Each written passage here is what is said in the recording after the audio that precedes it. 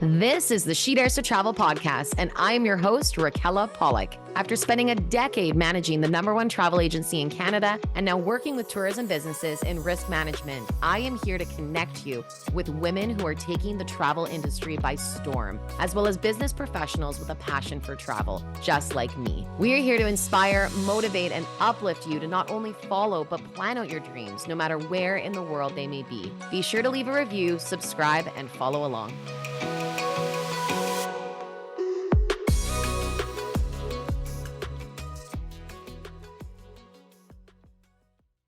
Hello, all you daredevils. Welcome back to the She Dares to Travel podcast, where we are here to chat about captivating stories of women making waves in the world of hospitality and tourism. And today we have the pleasure of introducing a true luminary in the field of an international leader whose expertise and passion have left a mark on the industry. Joining us is Victoria Dyson, the Director of Sales and Marketing at the prestigious Fairmont Empress Hotel in Victoria, where we are right now in the hotel. It is such a beauty. I'm excited to talk more about that later.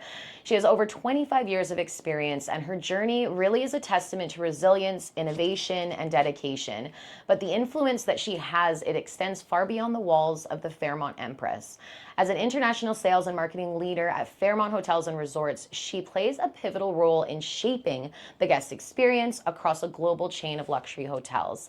With an eye for detail and just a passion to create these memorable experiences, I am so thrilled to chat more with you today. So thank you for being here. Thank you for the wonderful introduction. That's You're just so welcome. delightful. So welcome. Well, that's all you. So it's all the things that you've done, which is great. So tell me, have you always been living in Victoria? I'm actually Victoria from Victoria. So I grew up in this wonderful, wonderful city, and super proud to call this my hometown. However, I left right after high school for a year because I wanted to get more off of the island. So, and that's actually what led me into the hospitality industry. Really? Yes. So, growing up here, I grew up around this beautiful hotel, but I never worked in this hotel. So, I actually took a year off after high school and went out to the Rockies just to have fun for a year. And it was just such a wonderful experience. But then I had to come back to real life, so I moved back to Victoria, went to college, went to university, but the hospitality bug was in me. And I knew that I loved just everything about it, just about the dealing with guests and the colleagues and the teamwork that is of a hotel. And so when I sat down and said, what do I want to do with my life? You have those conversations with yourself. And I decided, what do I like to do? I mean, I think I was very aware. You want to make sure you like what you do when you do a job. And so I sat down and said, what do I like to do? And I really enjoyed being in the hotels when I was out in the Rockies in Banff. And I said, okay, let's give this a shot. And back in the day when it was Canadian Pacific Hotels, I, again, strategically when I was younger, I sent my resume out to Banff and Lake Louise and Jasper, and I picked, which was once then a Canadian Pacific Hotel out in Kananaskis. I picked a smaller hotel that was a little more remote, knowing that I could probably move faster up the food chain in that hotel. So very strategic. Yes, I think I was ahead of my time. I didn't realize it. How old were you?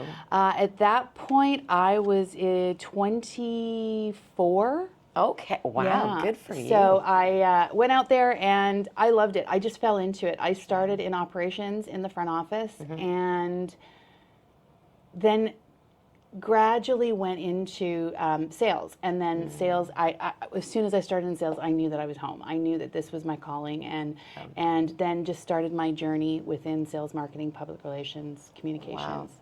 And learned all of that through the hotel? I did. I'm one of that generation of a little bit of self-taught. I think back in the day when I started, hospitality was a summer job. Nobody really took it seriously. Nobody thought of it as a career. And I think that times have absolutely changed. Fast forwarding to that, there's courses in universities and colleges now. There's diplomas, and so I think that it's taken a little bit more seriously as a career and a career choice even earlier on. I think you're bang on with that too, and it is interesting. Do you find when you first were starting out, thinking of it being a career, prior to that, was it still just a summer job? I think when I made that change, when I made that change to what do I like to do and what do I want to do for the rest of my life, I didn't know that it was going to be a career, but I knew that there was going to be opportunity for me to continue on what I thought I was good at and what I liked doing. So I think in hospitality, that's also one of the beautiful things about being in the hotel world. You can start in one area, front office, food and beverage, but because a hotel is almost like a little mini city, if you prove yourself and you show interest in another area, it's easy to transition over and learn a different skill.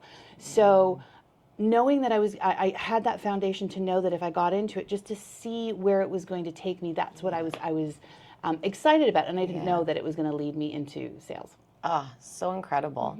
Very incredible. Now, with the travels that you've done, so a lot, it sounds like, within BC, Alberta, has this job taken you across Canada and whereabouts internationally as well? Yeah, so I think that's one of the reasons back in the day why people got into the hotel business was because it was your opportunity to travel. It was your opportunity to transfer in between different hotels, and that's what excited me. So I left Victoria, I was out in Banff, came back to Victoria, and then I went up to Whistler. So I did one resort to another. But then I got the great opportunity to join the Global Sales Network in Washington, D.C. So I transferred to D.C. in 1999, and I was there for 8 years, and I loved it. And being a part of the Global Sales Network, what that means in sales is I got to sell all of the portfolio. So I was selling every single one of the hotels at that point, which was Canadian Pacific, and then we transitioned to becoming Fairmont. So a lot of our hotels, so whether it was Mexico, whether it was Bermuda, all throughout the United States, I was traveling to all of those different hotels and seeing, and it was a lot of fun. Nice. It was great. I loved being in DC. I was one of the first Canadians that the company moved across the border. Wow. So I was a little bit of a trailblazer in regards to the relocation into a different country, and really enjoyed my time there. It was wonderful. How would you relate, because I in my former life was a travel agent, how would you relate a sales role like that? Is it similar, would you think, to being a travel agent, because you're booking, like, is it direct sales that you're doing, or are you doing more of a public marketing campaign? So in global sales, what you're doing is networking with the customers in your area. So my clients, when I was living in DC, were group clients, associations. What I was trying to do is get X association to hold their meeting in one of our Fairmont hotels. So I was talking to them, so I would be booking, helping to entice them to look at the Royal York in Toronto, going to the Fairmont Queen Elizabeth in Montreal, going to Vancouver, and even selling this hotel when I was in DC. So it was about group sales is what I was doing, and then the lead would then turn over to the hotel, and then they would hopefully close it. Cool. So what was your most favorite group that ever came to a hotel, do you think, or funnest, or? Ooh, that is a really great question. It's similar to the question of, well, what's your favorite hotel? Because I am going to ask you that. because every group is a little bit different. If you say, what was my largest group that I booked as a salesperson, that's always near and dear to your heart. Okay, let's go with that. That was booking the International Association of Firefighters into the Royal York Hotel, which was it was for their conference that was going on there. And that was one of my largest groups that I booked. And I bet all the female staff were super happy. Oh, yeah. Very exciting. I would be. That's very great. exciting. And then I think it's some of the smaller groups. I mean, I think in this industry, and certainly working for Fairmont Hotels and Resorts, it's all about the experience. So when you're selling a group and they come and experience our properties, and the feeling that you give them, because we are not just a hotel. We're just not a hotel room. We're definitely an experience. And so even from some of the smaller groups, whether it's a wedding, when you're changing somebody's life, you're turning a moment into a memory for somebody that comes into our hotel. I think that's that emotional connection that you have with the group or the customer, because Our loyalty, our clients, our guests, they love us and they want to keep coming back, and they have stories about our hotels. And so it's bigger than just the group. It's really about that connection with the guest. It is, and it even goes back that it sounds like it's bigger than the travel agent experience that you get. You still care so much about the trips, but it's so broad, where this is so specific to each hotel, very personal, and making sure that their experience is something that's memorable. Correct. Yeah, and even the big thing too with the women that I do speak to, it always falls under the line of passion. So it's always the passion for hospitality, for tourism, that's gotten you to where you are, but then that keeps you there and keeps you growing, which is really unique and incredible for where it is. So with the different hotels, I won't ask which one's your favorite, but I will ask which one has left maybe the most incredible experience for you or memorable moment for you. You know, I say it all the time to the colleagues that we work with here. I go to every orientation and try to welcome them and explain everybody's role in people's experience. It's when you felt taken care of. I have a very, I've traveled a lot with my job, personally, professionally, with my family, with our hotels. And it's when you're probably most vulnerable that you remember it. I remember being so sick. And it was at the Fairmont Banff Springs, and the attention and the care and what they did to make things special for me, so that we were feeling better. You always remember that. It's those little things that you remember.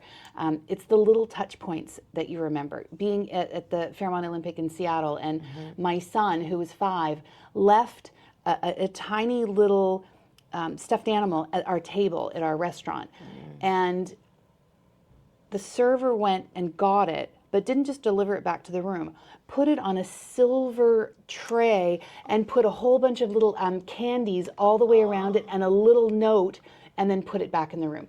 Those are the things that I think as a woman, if you hit my heart, I will remember it forever. Forever. That's very well said. And I even last night got a personalized note from the turn down person, Frankie, who gave me, because I had my book next to the bed, and he gave me 2 bookmarks and said, "Hope you had a wonderful day. Lovely. Here's some bookmarks." And I was just taken aback, and I was like, "Oh, thanks, Frankie." Like, it's so thoughtful. It's the little things. It's the little things. I agree. It's so important. Yes.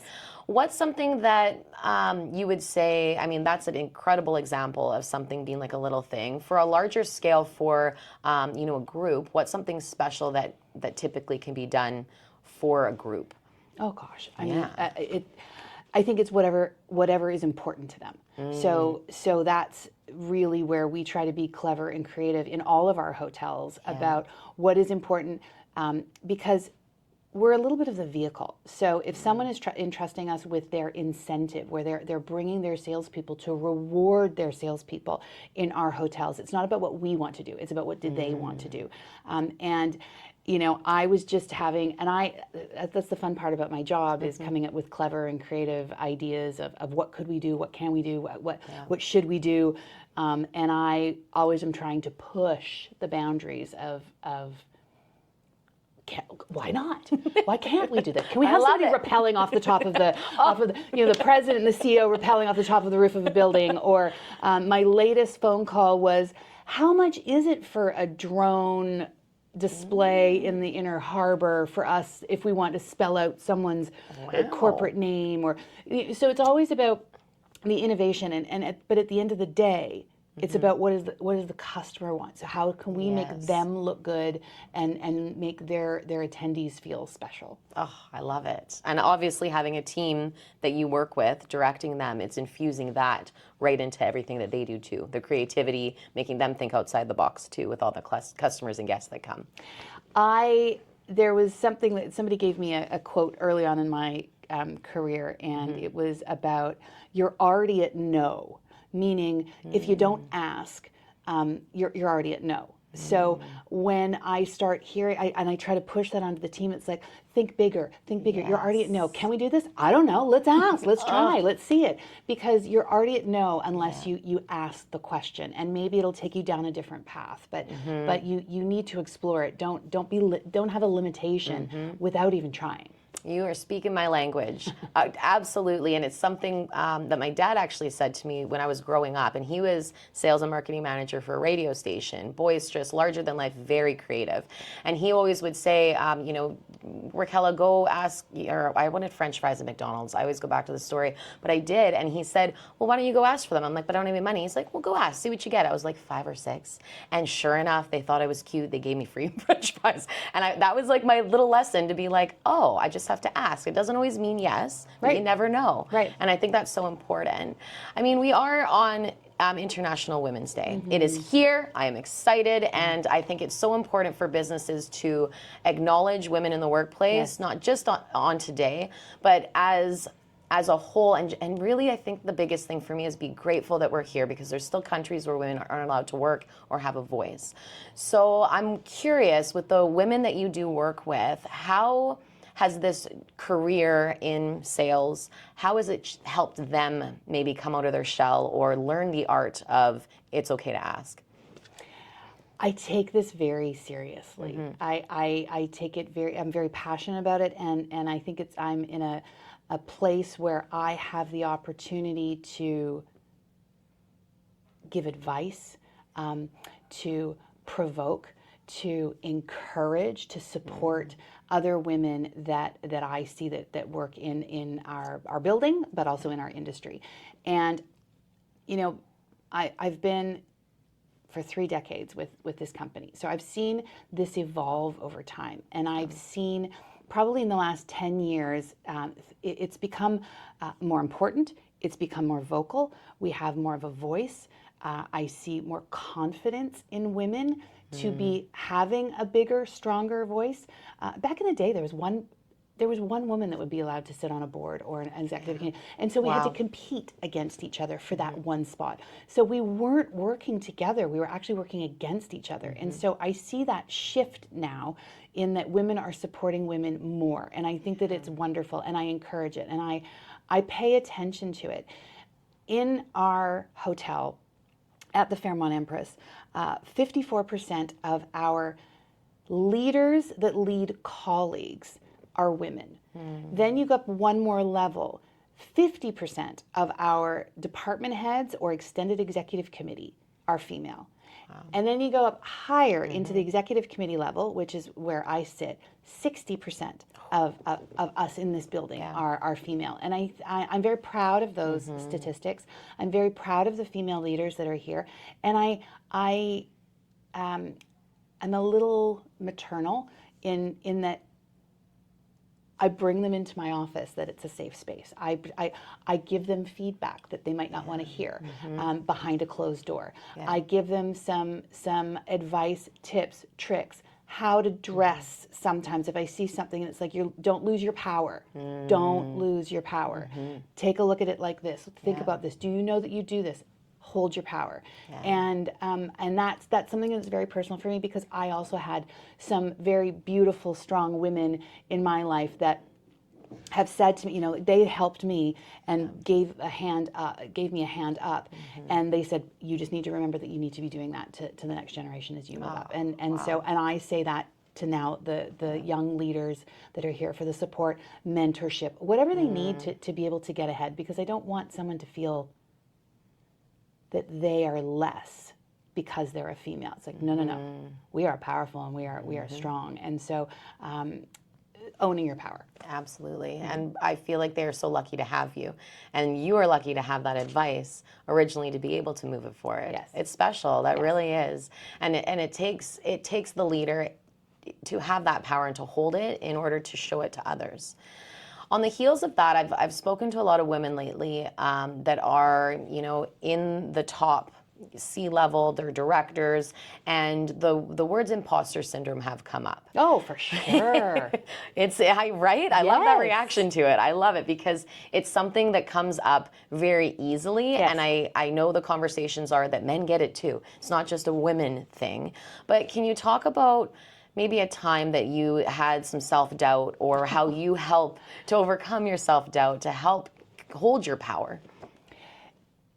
It happens all the time. I literally sit in my chair all the time and go, how on earth did I get here? I don't know what I'm doing. Like you always, you have that. But then you have to take a step back and just go, I do know what I'm doing. Like this is it.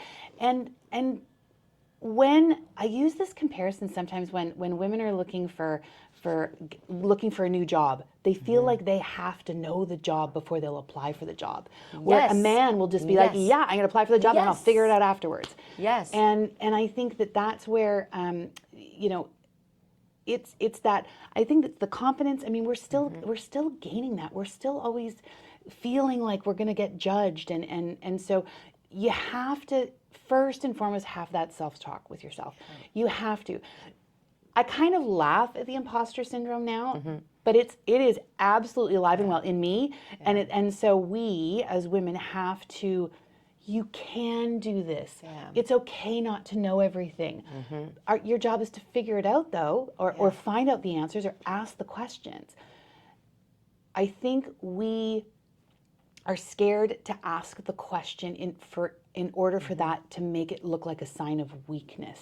And it's not. We have to turn that narrative around. It's a sign of power. When you are vulnerable to say, I'm not quite sure about that, but can you give me some more information on that? Or I'm not quite sure. Let me look into that. And that's, so imposter syndrome, yes. And you know what, people probably need to talk about it more because it's normal to feel that way. And as long as you know that it's normal, then you can actually conquer it. Absolutely. Oh, so well said. And so bang on with the information about how men will jump in head first without even thinking what they need to know, and they'll figure it out as they go. Yes. Where women, we're much more cautious. Yes. And I agree with you on that. And I remember the first time I heard that was only a few years ago, and it blew my mind. And I was like, why is that?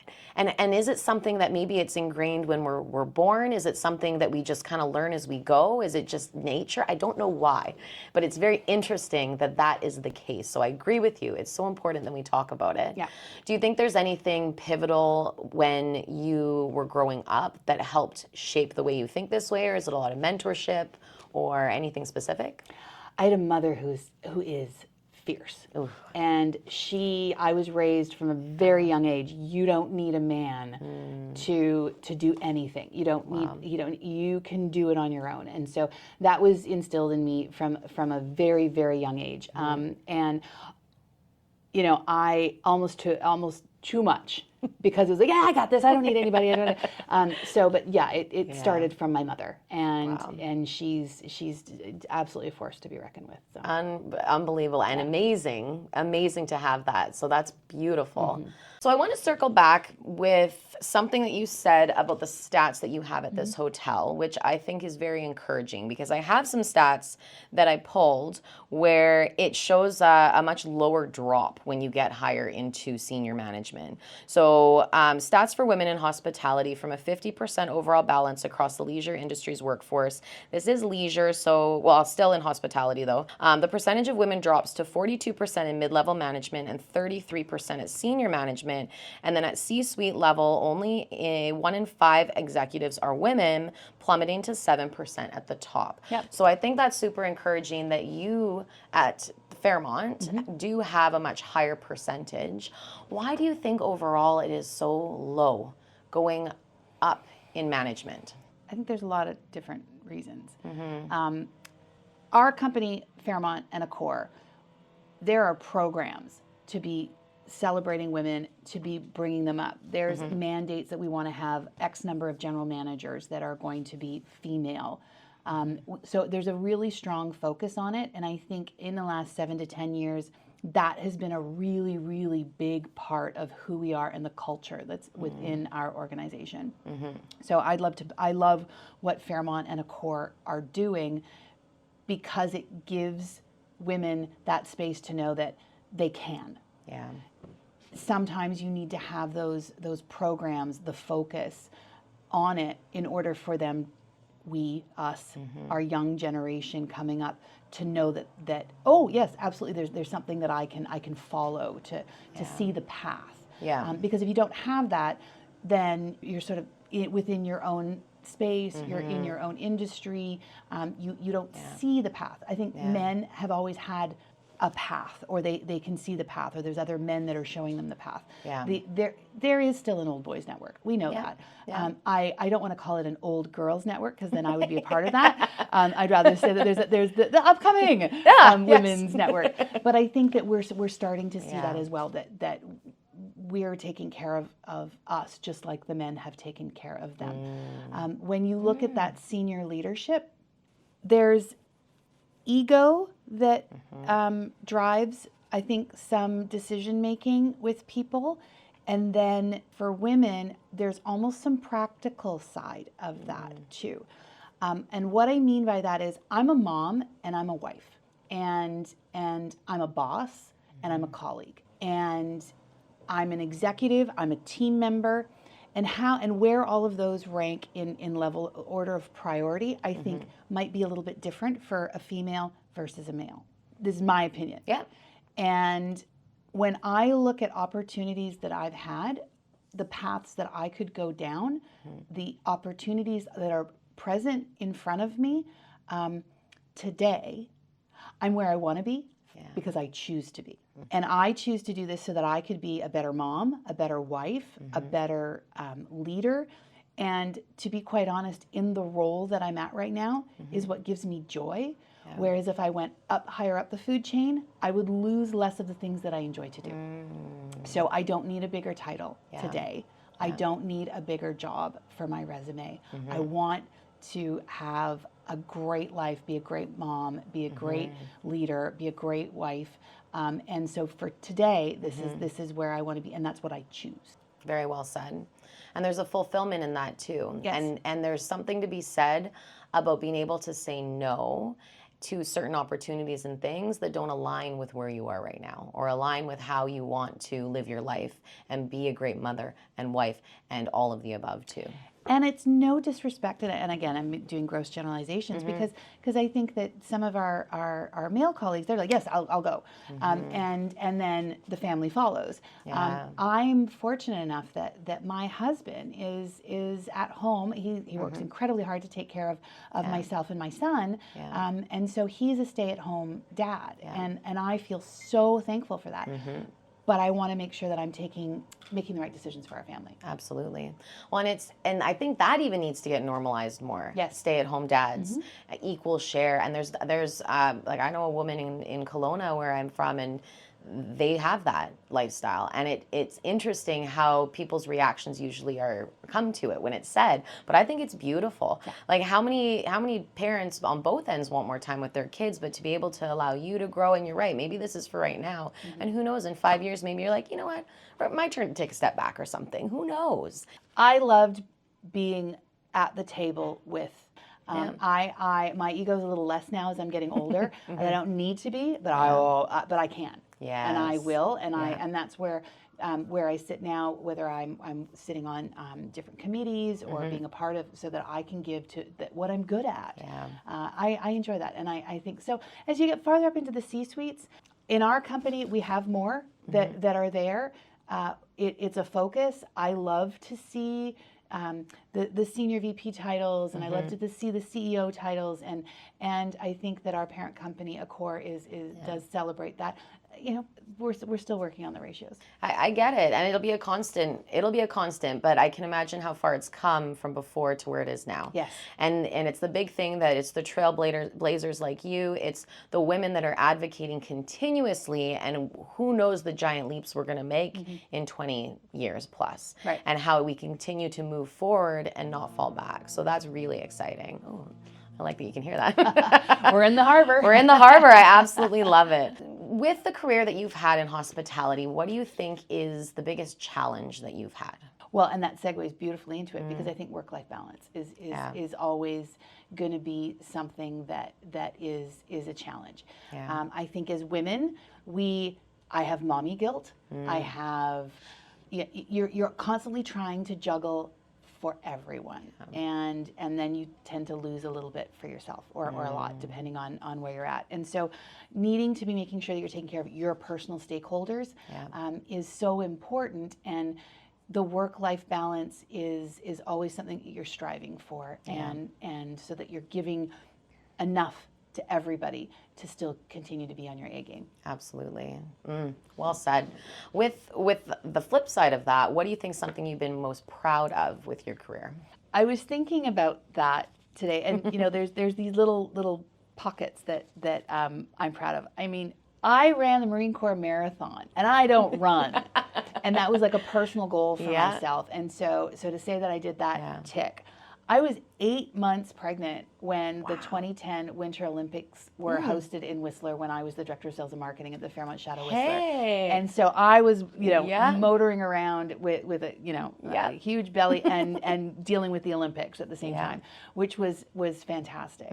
But I think the thing that I'm most proud of is because how long I've been with the company, I look around the company and see some of these amazing colleagues, not just females, but I have a special affinity for the females, to see where they've grown, to see where they are, that I worked with them. Maybe I had a teeny little bit to do with some of their success within the company. And because I've been with the company for so long, they're around the world now. And I'm so proud of the teams that I've worked with, and to see them grow within the industry, within our company.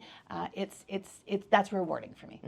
I love it. And you should be very proud of that, because it sounds like, again, the way that you do anything is the way you do everything. So the way that you are presenting yourself, but also encouraging other leaders, other women leaders, to be thoughtful, to be true to themselves, is something that you should be extremely proud of. That's very exciting. I'm excited to see where this job takes you in the future, and then I'm excited to see the women that follow in your footsteps too. Very, very neat. Where can people find you? Find the hotel, hear more about the Empress, about Fairmont, Accor, all of the above. Yeah, so our website is fairmont.com/Empress Victoria. So that's our hotel website. You can find us, follow us on Instagram for sure, at Fairmont Empress. But for anybody who's interested in our business and our company, careers.accor.com is where all of our opportunities are out there. And I think within hospitality, there's so many opportunities in a hotel. So when you look at what I do, which is sales, marketing, communications, public relations, but when you look at food and beverage, event management, finance, culinary, maintenance, engineering, gardening. We've got tons of gardens that are here. There's so many. We're like a mini city, and so there's almost something for every sort of facet that you can imagine. We have it here in our hotel. So if you're interested, talent and culture, human resources. There's so many different nuances within a hotel that people just don't think.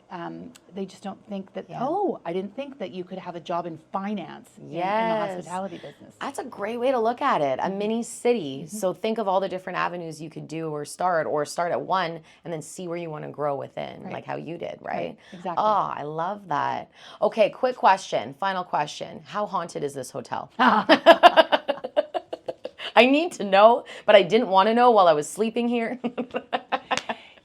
Any building that's over 115 years old has a lot of stories. Yes. There's a lot of history that are within these walls.